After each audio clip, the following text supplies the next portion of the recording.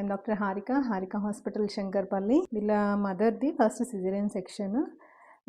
ఈరోజు ఇంకా 9 months పడి ఒక 20 days అవుతుందన్నమాట. సో మార్నింగ్ నుండి నొప్పులు వస్తూ ఉంటే మార్నింగ్ 6 నుండి నొప్పులు వస్తూ ఉంటే ఈవినింగ్ 6 o'clock వచ్చిందనమాట. అండ్ ఈవినింగ్ 6 o'clock కూడా వచ్చే ముందు 4 o'clockకి రోటీ కర్రీ తినేసి వచ్చింది. సో మనం ఎగ్జామినేషన్ చేసినప్పుడు తనకి నొప్పులు వస్తున్నాయి అండ్ బేబీ హార్ట్ బీట్ పెరుగుతుంది, లోపల బేబీ మోషన్ పాస్ చేస్తుంది. వెంటనే ఆపరేషన్ చేయాల్సి వచ్చింది, కానీ ఫుల్ స్టమక్ తోటి ఉందన్నమాట.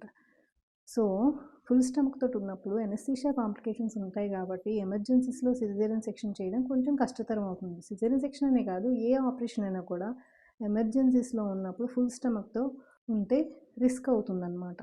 సో అందుకని ఎప్పుడైనా మీకు ఏదైనా ఎమర్జెన్సీ అనిపించినప్పుడు తినకుండా రండి.